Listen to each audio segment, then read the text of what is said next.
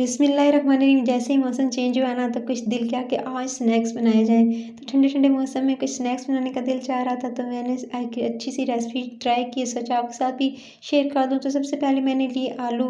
मैंने 2 छोटे आलू लिए थे दरमियाने साइज़ के, ठीक है।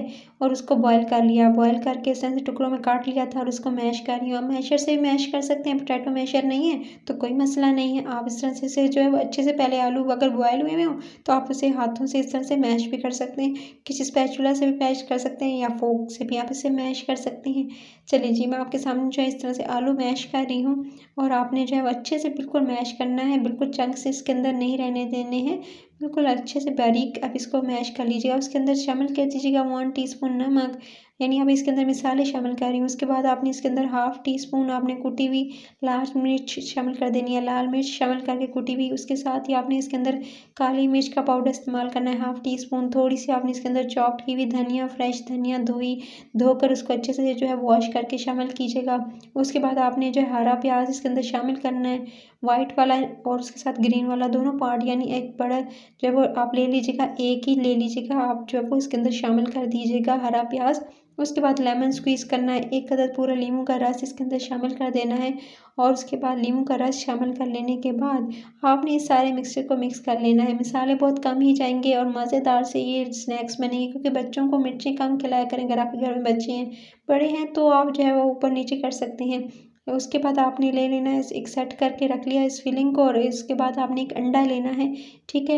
एक अंडा शामिल किया और एक बाउल के अंदर उसके अंदर आपने हरा प्याज जो है उसका ग्रीन वाला पार्ट सिर्फ शामिल करना है, यानी एक ही जो है वो आप ले लीजिएगा प्याज और उसका हरा पार्ट शामिल कर दीजिएगा। फिर आपने ले लेना है थोड़ा सा, जिसके अंदर 2 टेबलस्पून भरकर आपने मैदे के ले लेने हैं, या कॉर्नफ्लावर भी ले सकते हैं, उसकी जगह आपने शामिल कर देना है। इसके बाद लाल मिर्च का पाउडर इसके अंदर थोड़ा सा शामिल कर दीजिएगा, 1 टीस्पून, और थोड़ा सा पानी शामिल करके एक थिक सा पेस्ट बना लीजिएगा।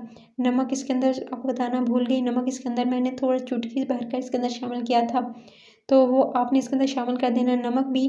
तो ये तमाम चीज़ें जाएंगी और आपने जो है वो इसका थिक सा पेस्ट बना लेना है।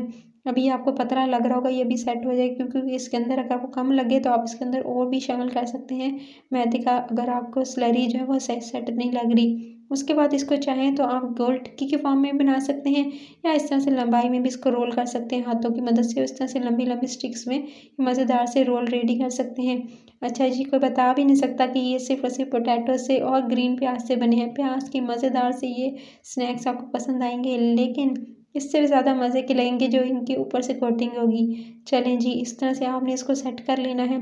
इस तरह से इसको बनाते जाएंगे और इस तरह से लंबाई में इसको जी रोल करते जाएंगे।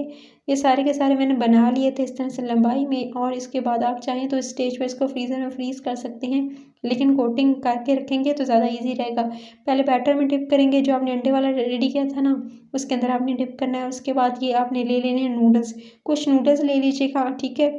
उनको छोटे छोटे तोड़ लीजिएगा और उसके बाद आपने तोड़ने के बाद इसके ऊपर अच्छे से इस तरह से चिपका देना है और इस तरह से रोल सेट कर लेना है। उसके बाद आपने इसको प्लेटर में निकाल के इस तरह से रखते जाएंगे। पहले अंडे वाले बैटर के अंदर आपने डिप करते जाना है रोल 1 बाय 1, और उसके बाद जो है आपने इसको लगाना है। ये आपने जो तोड़ के रखे हुए हैं ना, ये अच्छे से नूडल्स, इनको अच्छे से इसके ऊपर लगाना है। छोटे साइज़ में तोड़िएगा, बड़े बड़े नहीं होने चाहिए।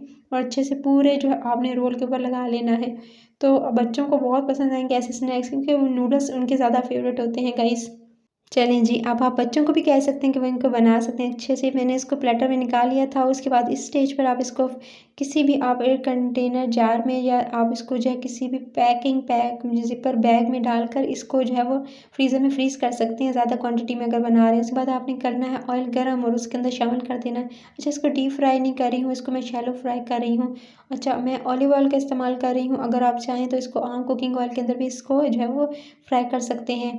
अच्छा जी, दोनों तरफ से अच्छे से इसको जो है वो इसको कर लेना, जब तक कि इसका कलर जो है क्रिस्पीनेस ऊपर से आपको नज़र आएगी, और जब तक कि लाइट गोल्डन कलर नहीं आ जाता और अच्छे से क्रिस्पीनेस आपको नज़र नहीं आ जाती, आपने इसको कुक कर लेना है। दोनों साइडों से अच्छे से कुक कर लेने के बाद फिर आपने जी इसको जो है वो किसी अच्छे से प्लेटर में निकाल लीजिएगा। अभी जो है वो थोड़ा सा मुझे लग रहा था कि एक तरफ से तो हो गए थे, लेकिन जो दूसरी तरफ से हैं वो थोड़ी सी कसर बाकी थी।